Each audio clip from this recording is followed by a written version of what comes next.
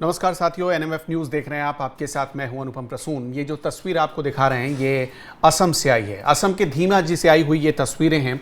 बहुत ध्यान से इस पूरी खबर को देखिएगा और समझिएगा कि देश में इस वक्त अवैध रूप से जो बांग्लादेशी आए थे उनके खिलाफ कितना बड़ा ऑपरेशन चलाया जा रहा है। आज कुछ ऐसे आंकड़े आपको बताएंगे जिसके बाद आपको भी अंदाज़ा हो जाएगा कि ये ऑपरेशन अगर 10-20 साल पहले चल जाता तो कितना अच्छा होता। आपको पता है, एक दो नहीं बल्कि 43,000 एकड़ ज़मीन खाली कराई गई है असम में। 43,000 एकड़ की ज़मीन। ये सोचकर आप देखिए कि इतनी बड़ी संख्या में, कितनी बड़ी संख्या में ये लोग होंगे जो बांग्लादेश से आकर असम में रह रहे होंगे। इस वक्त हिमंता बिस्वा शर्मा फुल एक्शन में है। मतलब एक एक जगहों पर ढूंढ ढूंढ कर बांग्लादेशियों को निकाला जा रहा है। ये जो तस्वीर आप देख रहे हैं ये धीमाजी में जो असम के रहने वाले लोग हैं, जो भारत के रहने वाले लोग हैं, उन्होंने मसाल जुलूस निकाला और गो बैक बांग्लादेशी के नारे लगाए। बांग्लादेशियों को अब वहां के लोकल लोग भी, मतलब असम के लोकल लोग भी जो भारत के रहने वाले हैं, जो हिंदू हैं, जो भारत के रहने वाले मुसलमान हैं, वो भी संरक्षण नहीं देना चाहते हैं। वो भी सरकार के इस मुहिम में साथ दे रहे हैं, सरकार के इस अभियान का एक हिस्सा बन रहे हैं। और ये जो तमाम लोगों को आप देख रहे हैं ये इसी चीज के सपोर्ट में उतरे हैं। ये कह रहे हैं कि बांग्लादेशियों को असम से भगाया जाना चाहिए। और इसी धीमाजी से कुछ दिनों पहले एक ऐसी तस्वीर आई थी जिसमें करीब 2 किलोमीटर से ज्यादा लंबी लाइन थी, ट्रकों की, गाड़ियों की, बसों की, इतनी लंबी लाइन थी। सबसे पहले आप ये लोग क्या कह रहे हैं, किस हिसाब से प्रदर्शन हो रहा है, आप जरा देखिए, अंदाजा लगाइए। ये भी धीमाजी की तस्वीरें ही हैं। वहां पर 2 किलोमीटर लंबी लाइन है, जो गाड़ियां बॉर्डर क्रॉस करती हैं वो भी हैं, और इनमें बहुत सारे लोग, ये जो ट्रक आप देख रहे हैं इसमें लोगों ने शेल्टर बनाया, शेल्टर में अपना सामान रखा और फिर बांग्लादेश वापस लौट रहे हैं।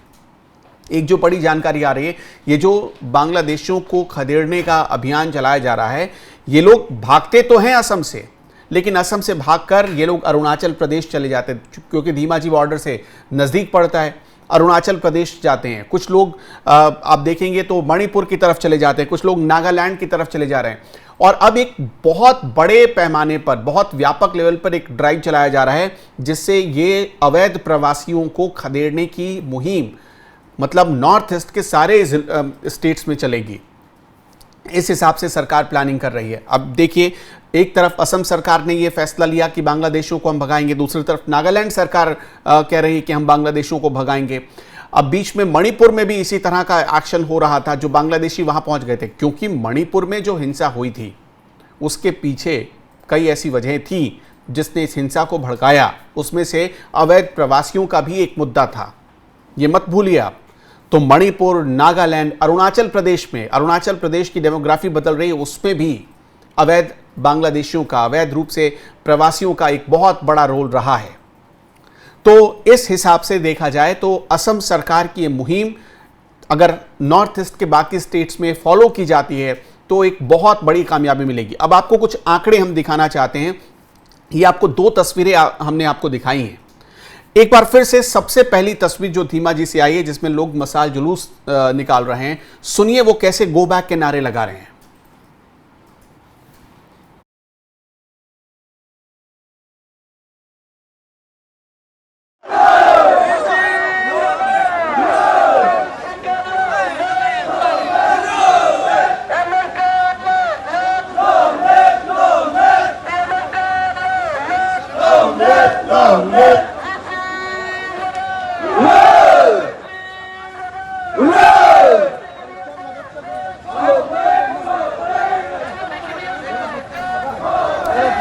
तो आपने देखा कि किस तरह से ये लोग, बहुत लंबी कतार है, करीब 3-4 किलोमीटर तक लोगों की लंबी लाइन थी जो हाथों में मसाल लेकर सरकार का सपोर्ट कर रहे थे और जितने भी अवैध रूप से प्रवासी रह रहे हैं असम में उन्हें खदेड़ने की मुहिम का हिस्सा बन रहे थे।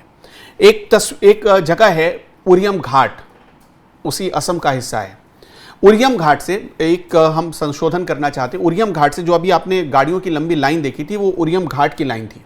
उरियम घाट से ये लोग भाग रहे थे और ये जो धीमाजी में प्रदर्शन हो रहा था ये उरियम घाट की तस्वीर है जो असम का एक हिस्सा है। और अभी तक 10,000 से ज्यादा लोग खदेड़े जा चुके हैं। जो आंकड़ा सामने आ रहा है, 10,000 से ज्यादा लोग खदेड़े जा चुके हैं। सोचिए, नागालैंड में एक अलग मुहिम चल रही है कि वहां से भी ऐसे लोग खदेड़े जाए। अरुणाचल प्रदेश में अलग मुहिम चल रही है। तो पूरे देश में ऐसी मुहिम चलाने की आवश्यकता है। गुजरात में कुछ महीने पहले जब एक बड़ा ऑपरेशन चलाया गया रोहिंग्या और बांग्लादेशियों के खिलाफ जो अवैध रूप से रह रहे थे, और दिल्ली में चलाया गया, तो आप जानकर हैरान रह जाएंगे 80,000 एकड़ की जमीन खाली कराई गई जो इनके कब्जे में थी, और वहां पर परमानेंट स्ट्रक्चर बनाकर ये लोग रह रहे थे। मतलब पक्के मकान बन गए थे, बिजली का कनेक्शन ले लिया था, पानी का कनेक्शन मिल गया था इन लोगों को। आखिर ये लोग भारत में आते हैं तो भारत में आने के बाद भारतीय नागरिक कैसे बन जाते हैं, इनको सारी सरकारी सुविधाएं कैसे मिलने लगती है, ये एक बहुत बड़ा सवाल है। आपको कुछ आंकड़े दिखाना चाहते हैं जिससे आपको अंदाजा हो जाएगा कि असम में इतने बड़े अभियान की जरूरत पड़ी ही क्यों। आपको ग्राफिक्स के जरिए हम समझाते हैं। हेमंता बिस्वा शर्मा ने एक बात कही है, उस बात से आपको अंदाजा लगेगा कि क्यों यह जरूरी था। असम के मुख्यमंत्री हेमंता बिस्वा शर्मा के मुताबिक राज्य की लगभग 29 लाख बीघा जमीन यानी कि लगभग 10 लाख एकड़ जमीन पर अवैध बांग्लादेशी और संदिग्ध नागरिकों का कब्जा है। सोच कर देखिए कितनी बड़ी संख्या होगी इनकी, 29 लाख एकड़। पिछले कुछ महीनों में असम से लगभग 350, पिछले कुछ महीनों में मतलब सिर्फ 2 महीनों के भीतर की यह बात है, 350 अवैध बांग्लादेशी घुसपैठियों को वापस भेजा गया। हम जब ये आपको खबर बता रहे हैं, इससे चंद घंटे पहले मैं नाम बताना चाहता हूं आपको, तौकरीक अली, रुबेल रियाज, मोहम्मद शरीफुल इस्लाम, मुरासलिम इस्लाम, अब्दुल हमीद, दुलाल हक, नसीम इस्लाम, नूरुल इस्लाम, खैरुल इस्लाम, ये सब लोग बांग्लादेश से आए थे। और ये बांग्लादेश से सिर्फ आते नहीं है, अलग अलग बांग्लादेश के जो कट्टरपंथी संगठन है उनसे भी इनका ताल्लुक होता है, और इनका इरादा होता है भारत में कुछ ऐसा करना जिससे सामाजिक सद्भावना को भड़काया जा सके, ठेस पहुंचाई जा सके। ये लोग राज्य में, असम में बिना वैध दस्तावेज के रह रहे थे और इनके खिलाफ लगातार अभियान चल रहा है। ये हेमंता बिस्वा शर्मा की सरकार चला रही है। अब ये लोग आते कैसे हैं ये देखिए। एजेंट्स इनसे 3 से 5 हजार रुपए लेते हैं रिश्वत के तौर पर। ये एजेंट बांग्लादेश के होते हैं जो दावा करते हैं कि भारतीय बॉर्डर क्रॉस करवा देंगे, क्योंकि जब लीगल रूप से भारतीय बॉर्डर कोई क्रॉस करता है तो दस्तावेज वेरिफिकेशन होते हैं। जब ये 3,500 से 5,000 में सीमा पार करवाते हैं, इसके बाद ये लोग करीब 1.5 से 3 लाख रुपए और लेते हैं और भारतीय दस्तावेज तैयार करवा देते हैं। और उस भारतीय दस्तावेज के आधार पर ये लोग जो बांग्लादेश से अवैध रूप से आते हैं, इन लोगों को रहने के लिए मकान मिल जाता है, भारत में काम मिल जाता है, और धीरे धीरे देखते देखते असम से ये पश्चिम बंगाल आते हैं, पश्चिम बंगाल से पता चलता है कि पटना जाते हैं, पटना से पता चलता है कि दिल्ली आ गए, गुजरात चले गए। इसी तरह सोचिए, सब जितने इलीगल रूप से बांग्लादेशी आए वो या तो पश्चिम बंगाल या तो असम, इसी रास्ते से भारत में दाखिल हुए, और दाखिल होने के बाद गुजरात तक, गोवा तक इनकी पहुंच हो गई। कितना अंदर तक ये पहुंच गए आप अंदाजा लगाइए। हाल ही में गुजरात में जब रोहिंग्या और अवैध बांग्लादेशियों के खिलाफ ऑपरेशन चला तो बड़ा खुलासा हुआ, जो हम आपको थोड़ी देर पहले आंकड़ा बता रहे थे कि 1.5 लाख रुपए से लेकर 3 लाख रुपए में दस्तावेज बनते, वो पता चला। असम सरकार ने करीब 1.29 लाख बीघा यानी कि लगभग 43,000 एकड़ जमीन अवैध कब्जाधारियों से खाली कराई है।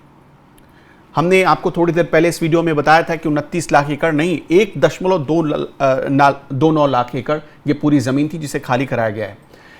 असम का बोरसोल्ला, लमडिंग, बोरहा पहाड़, पाभा, बतद्रवा, चापर, पैकन, ये असम में जो जगह है वहां पर 2021 से अभियान चलाया जा रहा है। सोच कर देखिए, हर हफ्ते 50-100 ऐसे अवैध रूप से बांग्लादेशियों को वापस भेजा जाता है। असम सरकार अवैध बांग्लादेशियों को या तो डिटेंशन सेंटर में अब डाल रही है या नो मैंस लैंड में भेज दे रही है, जहां खाने पीने की कोई सुविधा नहीं होती। और इसी वजह से, असम सरकार के इस डर की वजह से, हेमंता बिस्वा शर्मा के इस एक्शन के डर की वजह से ये लोग अब क्या कर रहे हैं, धीमा जी के रास्ते या तो अरुणाचल की तरफ भाग रहे हैं, या मैंने थोड़ी देर पहले आपको बताया ही कि ये लोग ट्रकों में भर भर कर बांग्लादेश की तरफ लौट जा रहे हैं। ये सबसे बड़ा कारण रहा, और इस अभियान का असर है कि अब इन लोगों को वापस जाना पड़ रहा है, अपने बांग्लादेश में जाना पड़ रहा है। तो अंदाज़ा लगा कर देखिए, अगर असम सरकार ये ऑपरेशन 10 साल या 20 साल पहले चला देती तो शायद इतना बड़ा नंबर नहीं आता जो अभी आप देख रहे हैं। इतनी बड़ी संख्या इनकी नहीं होती। सोच कर देखिए, 43,000 एकड़ ज़मीन जो असम की थी, जहां असम के लोगों को रखा जा सकता था, बसाया जा सकता था, वहां पर ये लोग बस गए थे।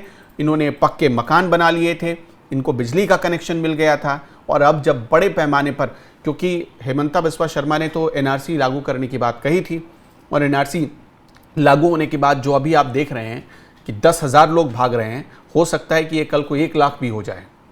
अभी भी बहुत सारे ऐसे लोग हैं जो पश्चिम बंगाल के रास्ते ओडिशा भाग रहे हैं, ओडिशा में शरण ले रहे हैं, या अलग अलग जगहों पर जाकर छिप रहे हैं, जो अवैध रूप से, जो बांग्लादेश के रहने वाले और अवैध रूप से भारत में आ गए हैं।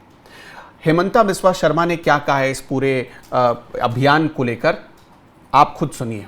आपने ये देखा होगा, हजारों बीघा, हजारों एकड़, हजारों हेक्टेयर जमीन उसी परिवारों ने कब्जा करके रखे थे। मान लीजिए 1000 परिवार ने कम से कम 10,000 एकड़ कब्जा करके रखे थे। अभी धीरे धीरे सब हट रहे। मेरा लगता है कि अगले 3 दिन में सब खाली हो जाए। कहाँ से आए ये लोग आपको? ये लोग बिहार से आए, कोई बोले मैं बंगाल से आए, कोई बोले धुबरी से आए, लेकिन कहाँ से आए वो तो पता चलेगा जब इंक्वायरी किया जाएगा। तो अगले के क्या स्टेप रहेगा सर? एविक्शन होगा क्या?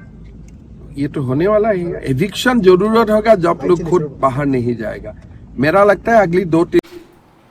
एक बात नोटिस करिएगा, जो यहाँ पर हेमंता बिस्वा शर्मा कह रहे हैं कि कुछ लोग बिहार से आए, कुछ लोग बंगाल से आए। ये लोग बंगाल से क्यों बताते हैं कि हम बंगाल से आए या बिहार से आए? ये इसलिए बताते हैं कि बिहार में बहुत आसानी से इनके दस्तावेज तैयार हो गए, या बंगाल में इनके आसानी से दस्तावेज तैयार हो गए, या ओडिशा में दस्तावेज तैयार हो गए। बहुत सारे ऐसे लोग हैं जो असम का बताते हैं क्योंकि असम में उनके दस्तावेज तैयार हो गए। तो इस हिसाब से ये झूठ बोलते हैं, लेकिन जब इनकी जांच होती है गहनता से तो पता चलता है ये तो इलीगल बांग्लादेशी हैं। ऐसे लोगों के खिलाफ कैसा एक्शन होना चाहिए, आप कमेंट बॉक्स में बताते चलिएगा। नमस्कार।